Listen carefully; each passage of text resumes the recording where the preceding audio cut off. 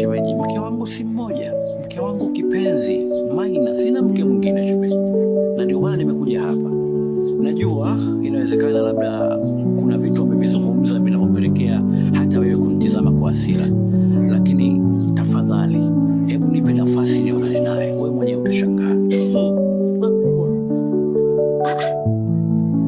Hivi ulichokisema nimekisikia vizuri au nimekosea?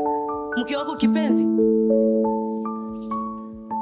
Hivi ungejua kwamba ni mke wako kipenzi ungemnyanyasa kiasi hicho? Lakini shemeji, wewe bado hujaingia kwenye ndoa. Katika ndoa kupishana au kukwazana ni vitu vya kawaida kabisa.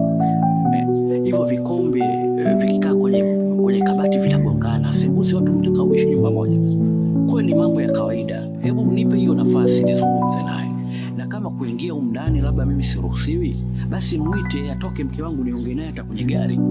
Ungejua kama Maina ni mke wako tena kipenzi chako, usingemfanyia hivyo ambavyo vinavyomfanyia. Sio vizuri. Hivi naomba tu uondoke.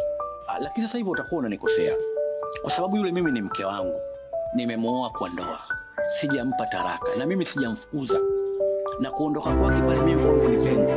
Tafadhali shemeji, na kuomba, naomba niongee na mke wangu tafadhali.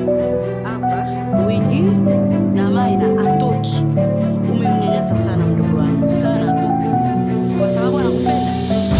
Hivi wewe baba, mambo ambayo umemfanyia nyuma, uliomba msamaha na kusamehe. Ndio mambo yale yale. Hivi unajielewa kweli shemeji? Naomba uondoke.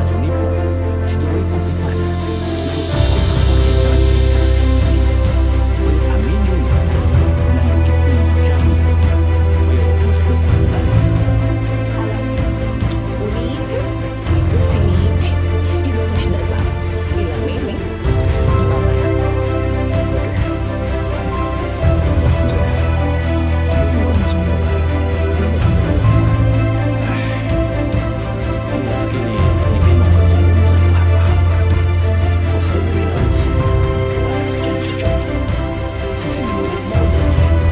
Unatokea kuongea mara bado nikamwambia si leo. Si chochote. Wewe zungumza. Si ulishakuwa kwenye mama. Kitu gani unaelewa? Unatuchosha bana. No offense mzee wangu. Siko na nia mbaya ya kuvunja heshima. Lakini unakuelekea mzee unapotea. Haya mambo tunataka tuzungumzie ni mambo ya ofisi. Huyu anamhusu nini? Huyu anaingiaje katika mambo yetu mimi na wewe mzee? Mbona unataka kunifanya kama nionekane mimi ni huyu? Unataka nikujibu vibaya nionekane sina adabu? Naomba mzee tuzungumze. Kama hutaji kuzungumza na mimi faraga, huyu akiwa hayupo na akiwa asikii, basi mimi heri niende nirudi baadaye. Labda nitumie sauti ya kawaida. Nimekwambia kama unataka kuzungumza chochote, zungumza Rosi akiwepo. Na kama unajiona uwezi, basi wewe nenda kama ulivyosema. Kwa sababu hata hivi dakika chache ulizokaa hapa, kuna raha ambayo umenipotezea. Sijui kucheza. Unaweza kwenda.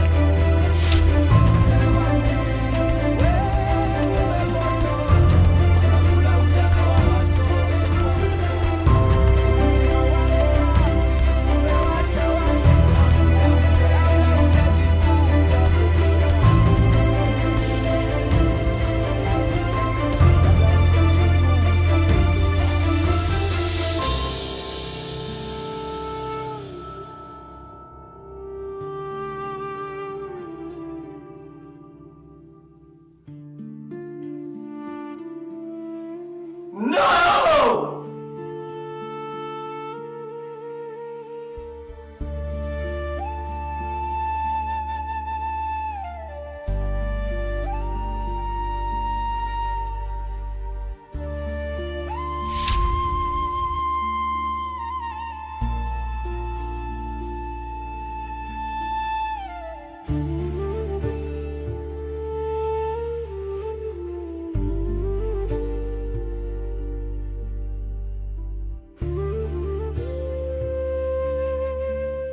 Aisha, niache ninywe pombe. Hujui nini nachopitia. Aisha, just imagine. I've lost everything. I slept with my daughter. And now she's pregnant. What can I do? Mtoto wangu mwenyewe. Sasa dogo mwanangu, uwe jau sana. Kwa hiyo ukilewa hapo unapata solution, si ndio? Baada ukae utafakari unafanya nini, unakuja unalewa hapa nini, unajichafua ndani huko, unazingua sana mwanangu nakwambia. Mimi nakuchana. Wewe hujui ninapitia. You don't know anything. You know nothing. Acha nielewe.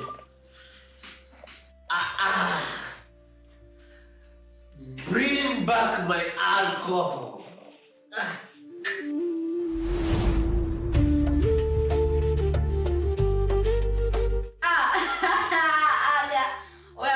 Ushazingua hapo mwanangu. Wewe akabunda zote hapa mtaani lakini ukaenda kutembea na mwanao. Wewe umeyumba, umefeli sana.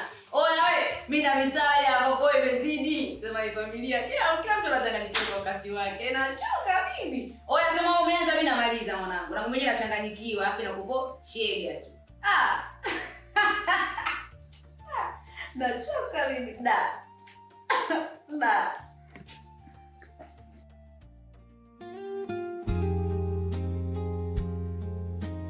Mimi nashindwa kuelewa mwanamke anataka nini kwangu. Kwa sababu tangia mwanzo alishaonyesha wazi kuwa sio mtu sahihi. Yaani tangia nione tu pale getini siku ile, imekuwa ni shida. Kila sana nifuatilia, kila mambo yangu yote anaingilia. Yaani mpaka nimemchoka. Ila mimi najua tu she's just a gold digger ambaye anajaribu kutafuta pesa mjini hapa. Na wanawake design ile, ogopa sana bro. I knew it. Yaani toka mara ya kwanza nilipomuona, I knew this kind of women ni wale wanawake ambao they just look after money. They are there for money. Na ndio wanawake ambao babako mdogo anawapenda na kuadmire. I don't know why anapenda. Unajua nacheka kwa sababu gani? Umenikumbusha kitu. Huwezi amini. Yaani kale kama mwanamke, kale katoto. Sijui kamelelewa wapi, sijui kamefundishwa wapi. Akana adabu kabisa. Mimi naenda kwa baba, ananiambia eti niamkie niite mama. Can you imagine that? Yaani nikasema katoto tena. Sasa bosi unashindaje? Muite. Muite tu. Labda nikwambie kitu kimoja ambacho kijui. Umeona yule mke wake wa kwanza ambaye anasumbuana naye kila siku? Yes. Yule mwanamke wake mimi mwenyewe siwezi kumwamkia kwa sababu nimemzidi umri. Mke wake yule marehemu aliofariki yule ndo alikuwa sahihi mimi kumwamkia. Lakini sio huyo alimuoa juzi wala sio haka katoto ambako anatembea nako. Sasa naanzaje brother? Naanzaje kumwamkia? Naanzaje kumuita mama? Wewe unaona wapi hiyo? Lakini boss ndo mama yako wewe. Huwezi kumkwepa. You must be kidding, Butoa. Mimi siwezi kumuita mama. Lakini bosi, huyu Miriam ni wa tofauti mno. Yaani ni wa tofauti. Anaishi maisha duni. Can you imagine pale anapokaa anadaiwa kodi? Ina maana unapajua anapoishi? Maana mimi nimeforce kweli anipeleke nyumbani kwake, lakini amekuwa tu ni mtu wa kurukaruka. Ila mimi namuelewa kwa sababu ni mwanamke ambaye anajiheshimu. Mimi ninachompenda hicho kitu kwamba anajiheshimu, anajitambua. Wewe unapajuaje kwake? Mimi nilifuatilia. Na nilipoenda ndo nikagundua kwamba anadaiwa kodi. Anaishi na nani nyumbani? I don't think, lakini mimi nilimuona peke yake. Sasa mimi nafikiri jambo la msingi tufanye kitu kimoja. Huyu inabidi tumlipie kodi. Lakini hatakiwi kujua kama kodi imetoka kwangu. How? Butoa. Unauliza how utafikiri sio mianya mjini bwana?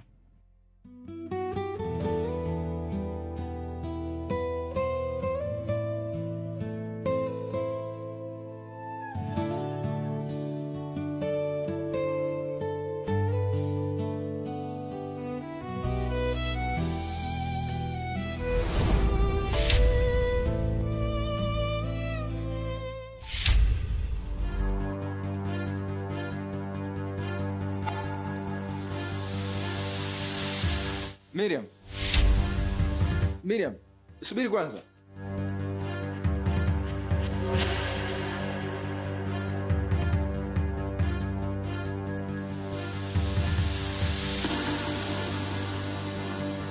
Miriam, naomba unisikilize Miriam. Pasal, pisha njiani. Naomba dakika 2 tu nikuelekeze. Mimi yule mwanamke, mimi simjui kabisa. Wanaume wote ni sawa. Nashukuru Mungu nimekufahamu mapema kabla sijakukabidhi moyo wangu. Usiseme hivyo Miriam. Mimi sina nia ya kuumiza moyo wako. Nakupenda sana. Na yule mwanamke, kusema ukweli kutoka moyoni mwangu, mimi simjui kabisa. Nimewakuta mna kiss, mnakumbatiana barabarani. Hivi unaniona mimi mtoto mdogo? Nipishe niondolee drama zako. Blind love, siwezi kuona njia.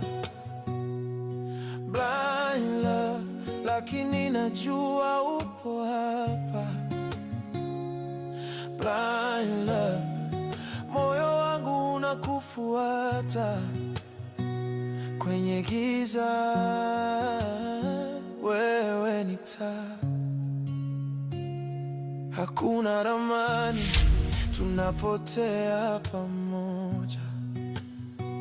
Hii safari yetu haijawahi kuwa rahisi, lakini kila neno lako ni nyota ya usiku. Blind love, siwezi kuona njia. Hebu sikia nikwambie, sikutaki, sikuhitaji na sitaki mazoea na wewe. Maskini kama wewe nitakupeleka wapi mimi? Maisha yangu yenyewe ni mzigo na uje uniongezee mzigo. Tafuta mwanamke mwingine, kwangu unapoteza muda. Sijui hata nianze wapi Nora. Sijui hata niongee kwa lugha ipi ili unielewe. Mimi katika maisha yangu sijawahi kupata mwanamke kama wewe. Na wewe ndo mwanamke ambaye mimi natazamia kuwa naye katika maisha yangu. Wewe ndo mwanamke ambaye mimi nampenda. Nakuhitaji Nora. Na kama tatizo ni pesa, Mimi naamini tutatafuta na nitazipata. Anayegawa riziki ni Mungu pekee. Niamini Nora, naamini kesho yetu ipo. Ni swala la muda tu. Nipe nafasi tafadhali, nakupenda. Maneno yao sio mageni jijini, labda kwa mgeni wa jiji. Afadhali ungekuwa na sasampa, ningekuona wa maana. Pesa tu, pesa tu ndicho unachojali. Mapenzi ya dhati hayakuwahi kuwapo. Pesa tu,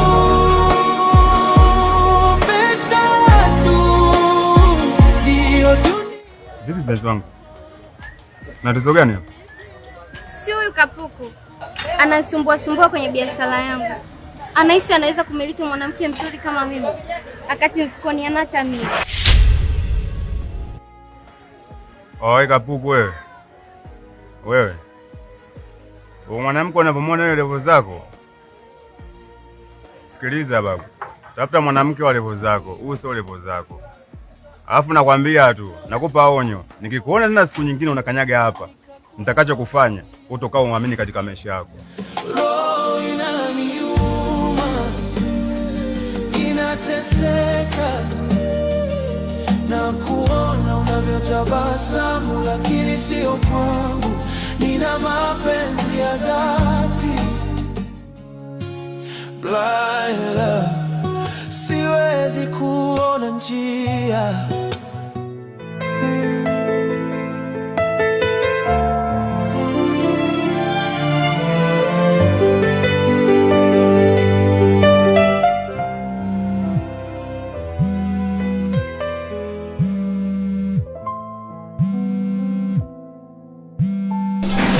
Mtoto mzuri Lucy. Baby, mbona upokei simu zangu muda wote huo? Kuna nini? Matezo ya ndoa. Mr. Ganyai ametoka na mimi ni mke wake. Kila siku vita, hatuwezi thubutu. Roho yangu inauma, imeshoka kabisa. Moyo umekatika, hakuna tena faraja. Mke wangu, mbona unavuka mipaka sasa? Nilikwambiaje kuhusu matumizi ya simu? Umewahi kuniona mimi nashika simu yako? Sasa kitu gani kilichokupelekea upokee simu yangu? Na nani ambaye alikuwa amepiga? Hivi Mr. Ganyai, bado unajiona ni mtoto wa miaka 25? Kwa haya unayofanya wazani upo sahihi? Yaani pamoja na kupoteza muda wangu wote kukubali kuja hapa kuishi na wewe, lakini bado haujajirekebisha tu. Kwa nini unapenda kujaibisha wewe mzee? Unataka kila mtu akuone jinsi ulivyo. Ni hodari na shababi kwa nje, lakini ndani ni uozo mtupu. Lakini sasa giza limejaa mawingu. Mke wangu kipenzi, inawezekana usiamini hiki nitakachokwambia, lakini ndio ukweli wenyewe. Huyu aliyepiga hii simu sina mahusiano naye yoyote mabaya. Acha Mungu na hapa. Alafu mke wangu, mimi nilishaamua kwa dhamira njema kabisa kurudisha hii ndoa yangu baina yangu mimi na wewe. Tuishi kama zamani. Sasa unapokuwa unatengeneza kitu kizuri, ni wakati huo ibilisi anaweza kuingia kutaka kuharibu. Kwa hiyo tafadhali na kuomba usimpe nafasi ibilisi. Huyu ibilisi anemkaribisha humu ndani mimi au wewe? Nimechoka na ninaondoka. Siwezi tena kurudi humu ndani. Kurudi kwangu humu ndani atarudi mwanasheria wangu akiwa na karatasi la talaka likihitaji saini yako. Hapana mke wangu. Hebu fikiria mara mbili kabla ya kufanya maamuzi. Ndio maana ilielekezwa kwamba usifanye maamuzi ukiwa na hasira au usifanye maamuzi ukiwa na furaha iliyopitiliza. Mara nyingi maamuzi yake yanakuwa sio sahihi. Hivi Maina, yani kwa mfano, upo katika nyumba yako, alafu akaingia mwizi. Hivi utamwacha ule mwizi aibe au utamfurumusha kwa hasira kali? Kwa hapa tulipofikia, namwacha tu yule mwizi aje aingie aibe. Tena aibe kila kitu kilichopo humo ndani. Achukue paka vijiko vyote asombe apeleke. Sikutaki. na siwezi tena kuendelea kuona ujinga unaofanya.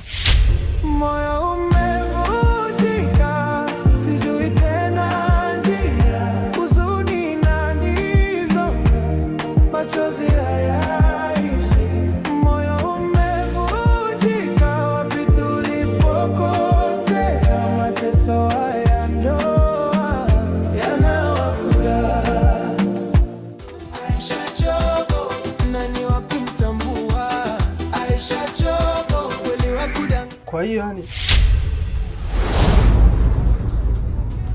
si upokee simu sasa. Chogo anavaa ngozi ya ndume. Oya, vipi? Poa. Niko nje hapa, fungua mlango. Mimi nimetoka. Umetoka umeenda wapi? Mimi narudi sasa hivi, nisubiri hapo nje. Mimi nipo nje hapa, fungua.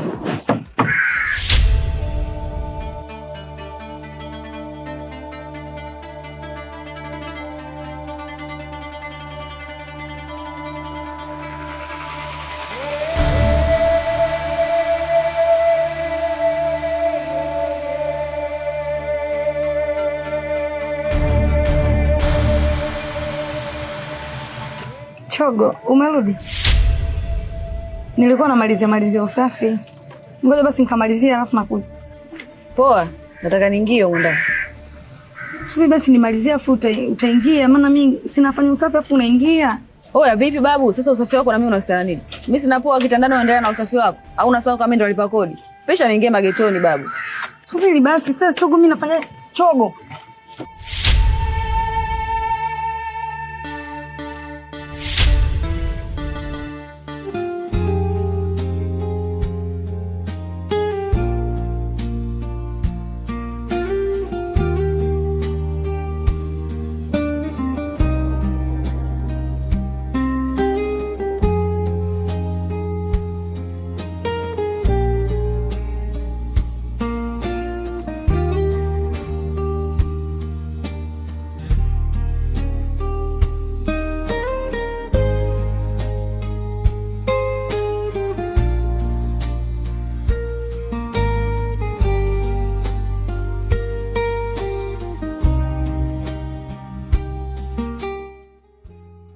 Bosi, hivi haya ndo maisha ambayo umeyachagua?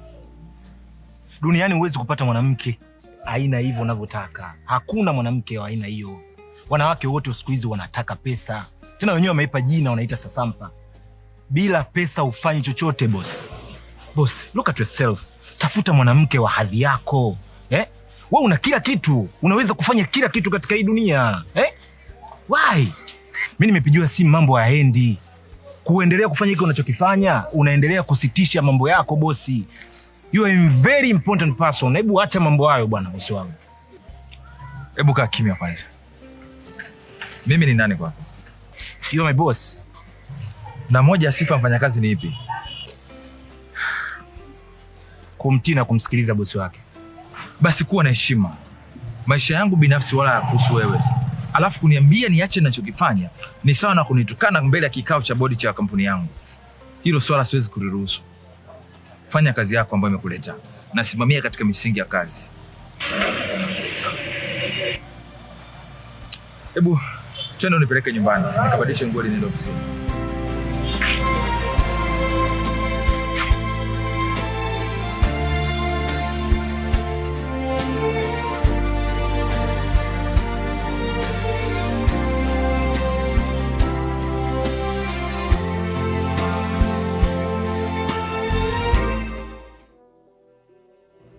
Oya, yule nani?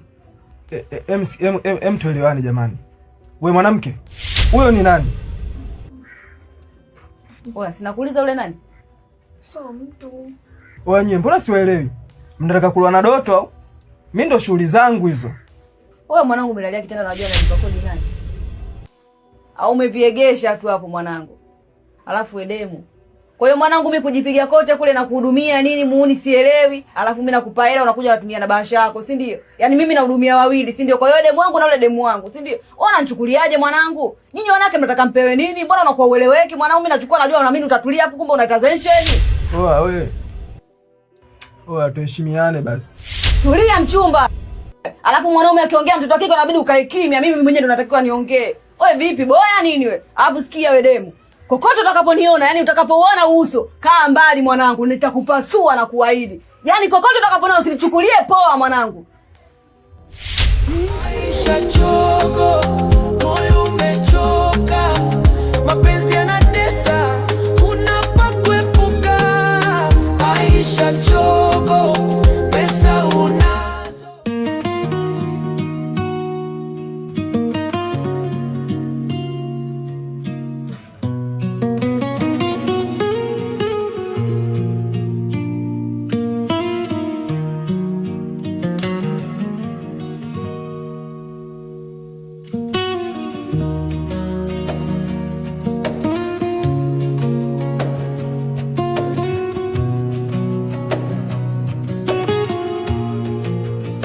Paki hapo mbele. Nenda mbele paki. Paki hapo.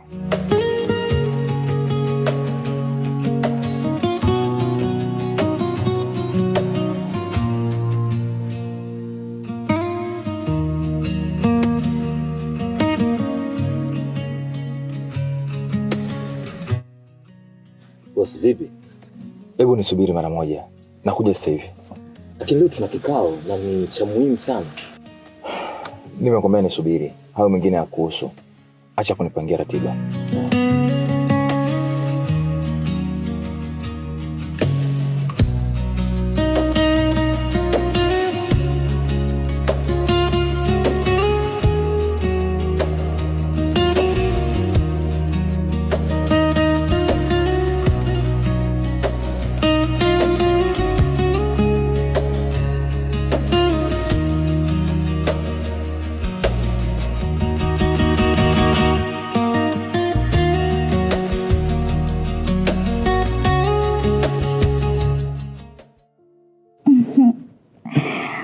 Duli wangu, kiukweli leo nimeenjoy sana.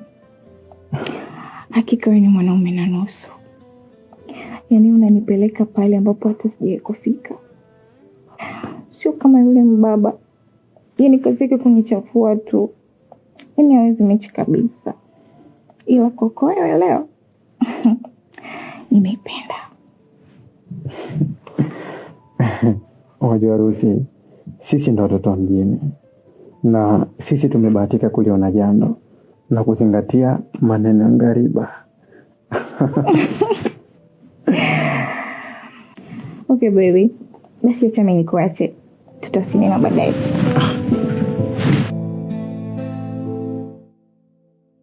Sasa Kondo enda kwa mzee wako, si ndio? Ndio, ni lazima niende. Maana amenipigia sana.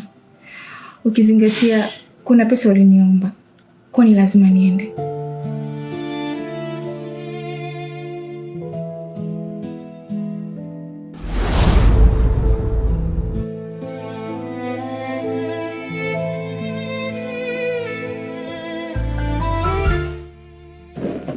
Baby, I promise. Nitaenda kuchukua. Nitakuletea.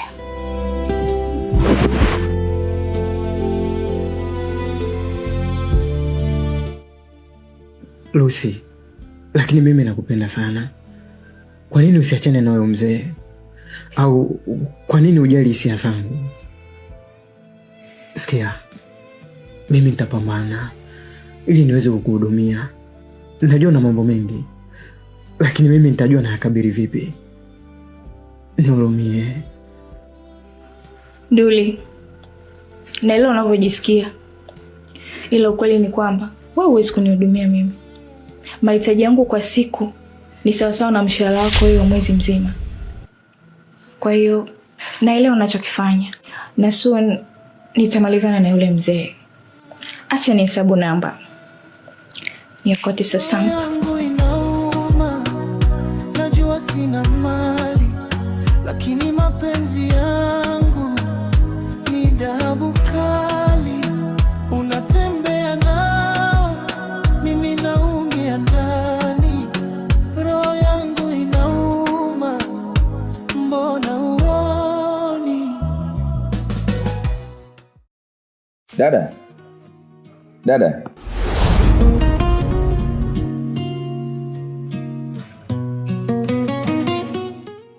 Karibu, unahitaji mboga gani?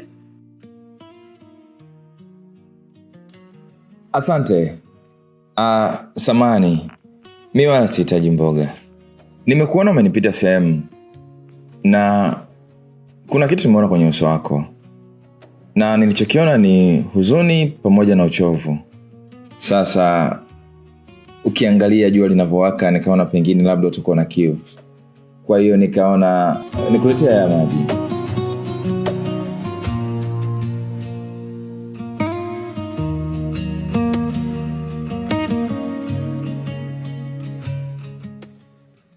Asante. Unajua hizi biashara zetu, ukisema utoe hata shilingi 100 umeharibu bajeti ya siku nzima. Hapa nilikuwa natarajia nimalize kuuza mboga zote ndo niende nyumbani kunywa maji. Ni kweli, na siku zote budget ndo msingi wa kazi yenyewe. Mimi naitwa Pasa, sijui unaitwa nani mwenzangu? Naitwa Miriam. Miriam. Nimefurahi sana kufahamu Miriam. Kama utojali, unaweza kunipa kibali na ruhusa ya kusaidia kuuza? Kuuza? Ningetamani kama ikupendeza nikusaidie kutembea. Unajua jua ni kali sana, alafu naona la beseni ni zito. Kama utojali basi nikusaidie. Nilikutazama bila macho kuona, moyo ulielewa bila sauti kusema. Nilijua mapenzi ni sawa, haina shida. Silofunguliwa. Blind love, siwezi kueleza. Blind love, ni kama ndoto ya mwangaza. Blind love, moyo wangu.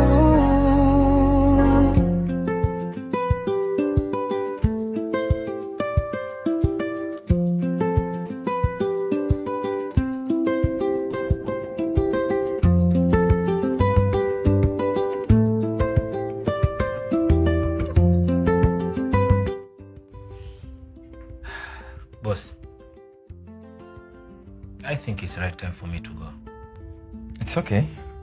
Unaweza kaenda. Lakini make sure kesho asubuhi sana unawahi hapa. Nina kikao cha muhimu sana ofisini. Kwa kesho unawahi. It's okay. Lakini unajua Butua, kuna wakati unakutana na watu katika namna tofauti sana. Uwezi amini, leo hii mimi nimeingia mtaani na kubeba beseni na mboga na kuanza kutembeza. Na kitu cha kustajabisha zaidi, zile mboga zote nimeziuza, zimeisha ndani ya muda mfupi. Can you imagine that? Yani mimi wa kuingia na kuuza, I say, sikuamini mimi mwenyewe binafsi, sikuamini kabisa. I can be serious, boss. Mbona unanicheka vipi? Unajua? It's very interesting. Very interesting one. Sasa ni kitu gani ambacho kinafurahisha? Nilianzisha nikaimaliza.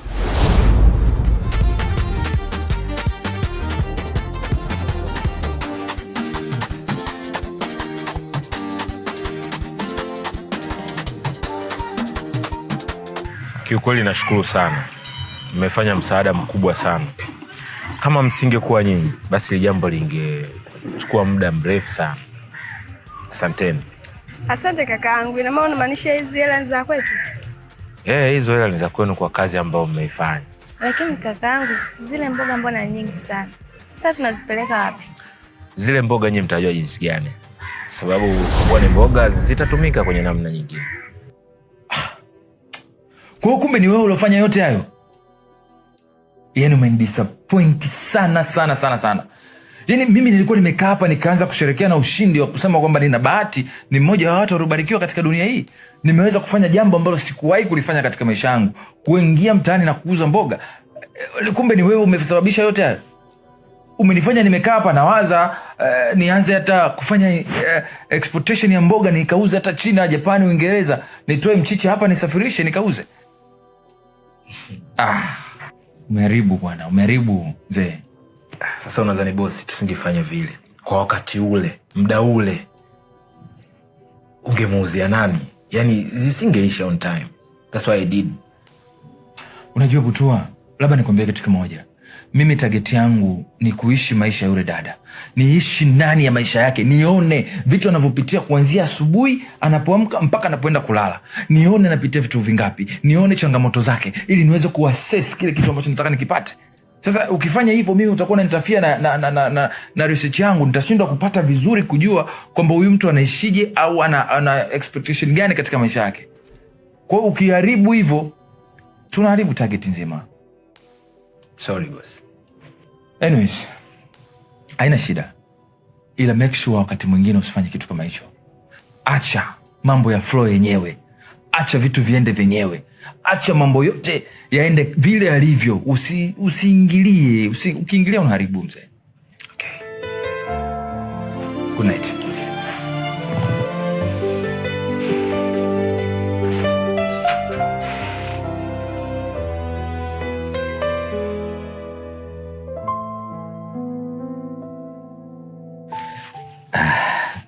Diana, nadhani leo ndo siku ambayo ulisubiri kwa hamu sana kutoka kwangu, na ndo siku ambayo ulitamani nitimize kwa uharaka zaidi. Nafanya haya yote kwa sababu tu nakupenda na nahitaji kuona tabasamu lako wakati wote juu ya uso wako. Leo hii nimefunga safari na kuja hapa nyumbani. Baby, ungejua nafurahi kiasi gani wewe kufika hapa. Hiyo furaha haielezeki. Ila ninaamini mamangu akikuona atafurahi sana napomtambulisha kuwa wewe ni mwanaume wa ndoto zangu. Wow. Masikio yangu yanapata furaha kubwa sana anaposikia sauti yako nzuri na hadhimu. Anyway, vipi mama yuko wapi? Yupo huko ndani kwake anaika mambo sawa. Okay.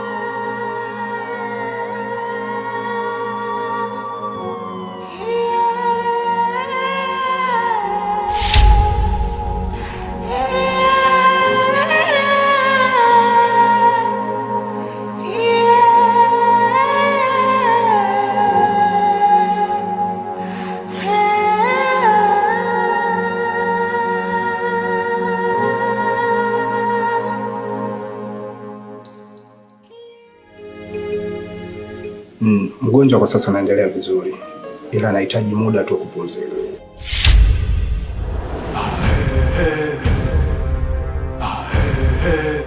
Daktari vipi? Mgonjwa anaendeleaje?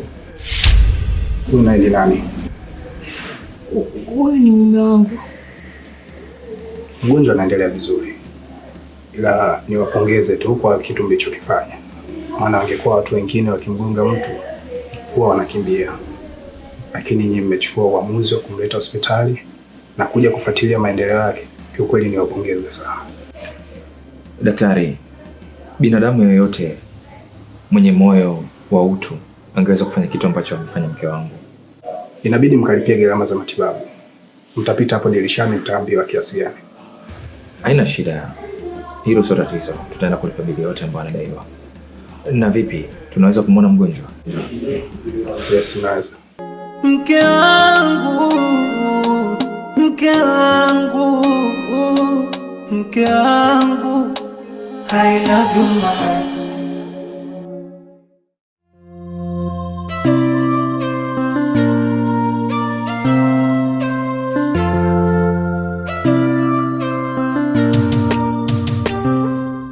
Vipi? Safi tu. Sasa naona unaanza kupanda viwango vyangu.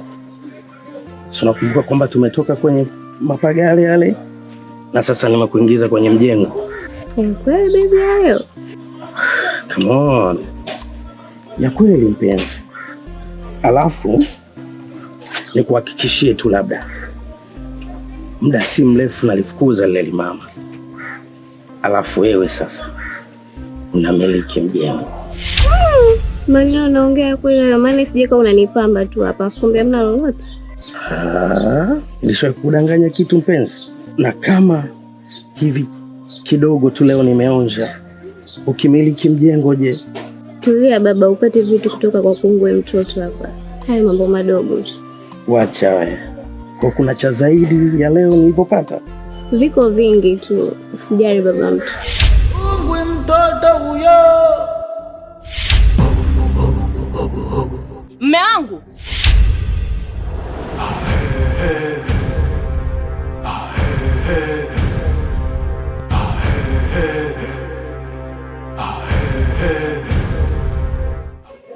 Daktari, mimi najua mambo ya ajali mara nyingi lazima anahusisha ma-P3, masuala ya polisi, lakini mimi nashukuru umefanya kama vile nilivyokuelekeza kwenye simu.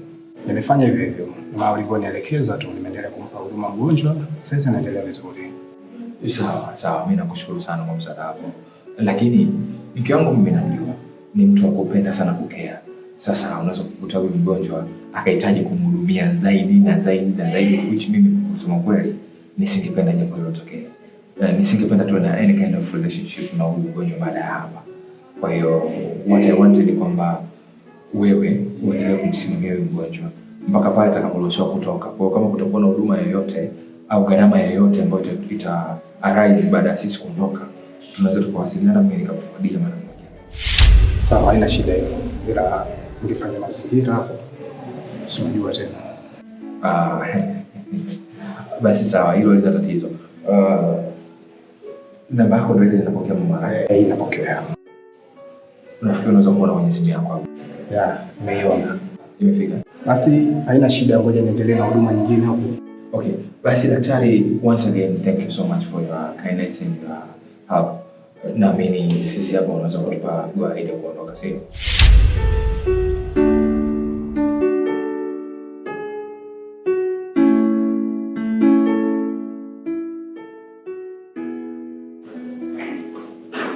Tami, anaweza nini mpaka nisababisha ajali? Anyways, ni muda kumtafutia dereva sasa. Mke wangu, mke wangu, mke wangu, I love you mama.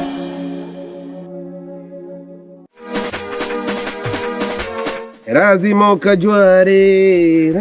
ukajwari, akatambara kira kimwenda bojo.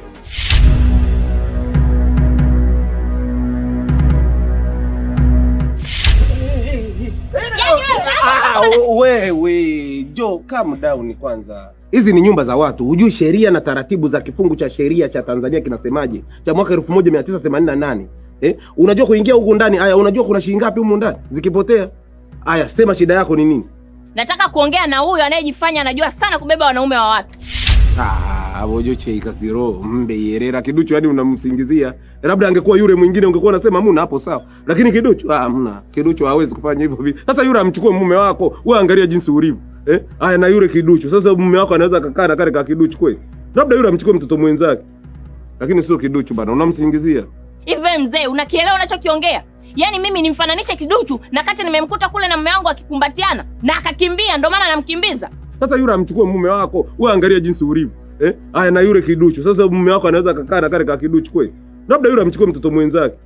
Naona unazidi kunichanganya wewe mzee. Sasa naomba unisikilize kwa umakini.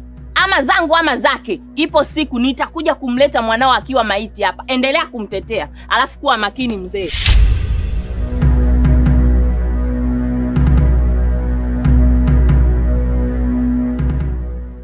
Yaani mtu mengine. Sasa hili furushi la mtumba nalo limekuja hapa linanibwekea.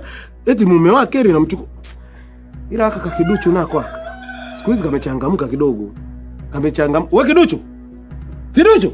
Sasa wewe utanieleza huyo mwanaume wa mtu ulikuwa unamkumbatia mnataka kufanya nini?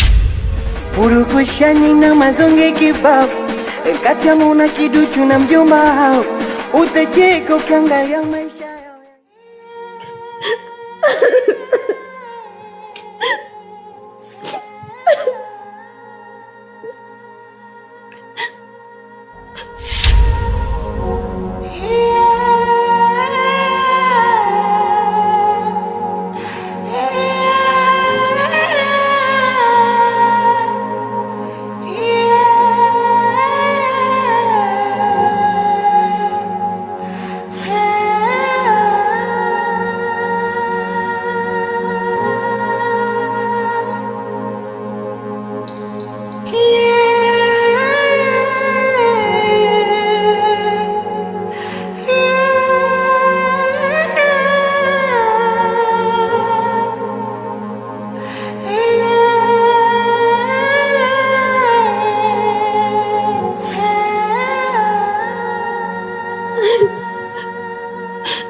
Nimefanya makosa makubwa. Pasa, vipi kama yule dada angefariki? Ingekuwaje? Ningebebaje swala hili ndani ya moyo wangu? Mke wangu, swala la ajali, it's not your fault. Ajali siku zote haina kinga. Na wewe ukupanga jambo kama hilo litokee. Kwa hiyo usijisikie vibaya moyoni mwako, ukakaa ukalia, ukaumiza kichwa chako kwa jambo ambalo limetokea. Just know kwamba what happened si kitu ambacho ulikipanga. Nilikuwa nikimshangaa yule mama aliyekuwa amebeba mtoto wake. Nilimwangalia sana mpaka akili yangu ikapotea barabarani. Nimemkosea nini Mungu hadi anipe adhabu kama hii? Laiti kama ningekuwa na mtoto, huenda haya yote yasingetokea. Hebu naomba nisikilize vizuri Malkia wangu.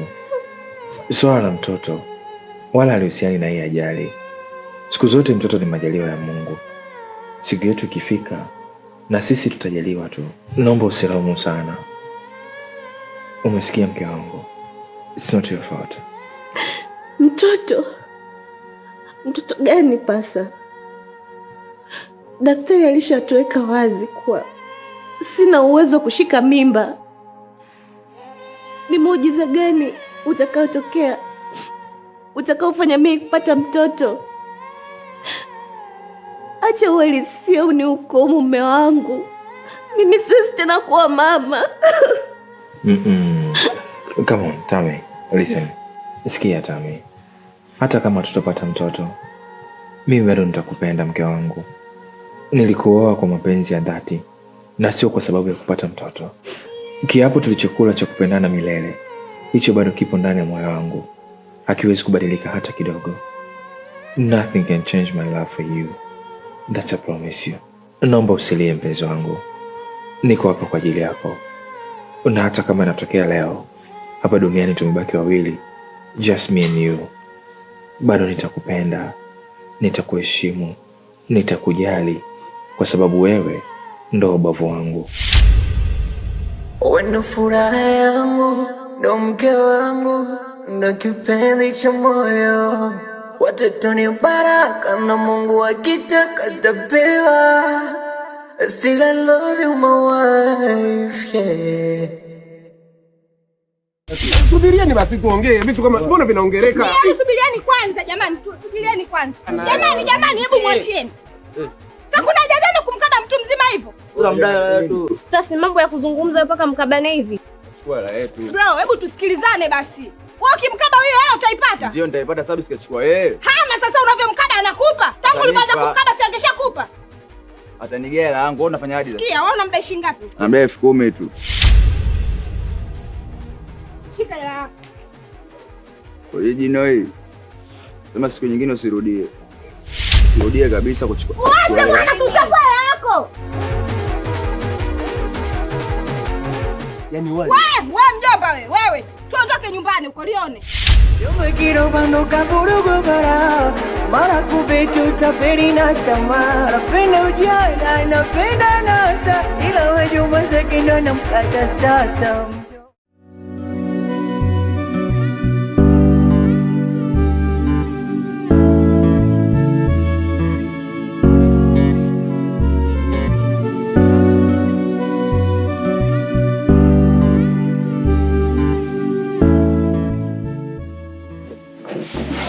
Asubuhi mwanangu. Salama. Vipi? Unaenda wapi? Nilikuwa naenda hospitali kumwona mgonjwa wetu. Hospitali? Hospitali unaenda kufanya nini? Mke wangu, hivi una akili kweli? Yaani wewe ndio umesababisha matatizo kwa yule binti. Alafu saa hizi unaenda tena kujipeleka pale pale hospitali. Unajua kuna msemo unasema tenda wema nenda zako. Wewe umeshatenda wema mke wangu. Umempatia huduma zote za afya mpaka pale alipofikia. Sasa inatosha. Unaenda tena saizi wewe kama nani? Ndugu yake? Mama yake? Mbona unapenda kujitafutia matatizo ambayo hayana msingi mke wangu? Au unataka sasa hivi amke aanze tena kuanza kudai? Tuanze kupelekeshana tena polisi, sijui wapi. Ya nini yote hayo? Umeshamsaidia, inatosha. Muache, ndugu zake watakuja watamchukua. Au kama vipi pale pale hospitali atapata msaada. Akipona ataachiwa atatoka. Kwa sababu pale adaiwi tumeshalipa gharama zote ambazo anaweza kakaa hadi atakapojisikia vizuri. Na namba ya daktari ninayo. In case kuna chochote anaweza kanipigia kanielekeza. Sasa wewe unaenda kufanya nini? Mimi sitaki ukaribu aina yoyote na yule mgonjwa. Hapana mume wangu. Mimi ninachojaribu kufanya hapa ni muungwana tu. Na ukiangalia mimi ndo nimemsababishia ile ajali. Sioni kama kuna ubaya wa mimi kutoka hapa kwenda kumpelekea chakula. Kwa sababu yule anahitaji msaada wetu bado. Acha kujifanya mahususi kwa mambo yasiyokuhusu.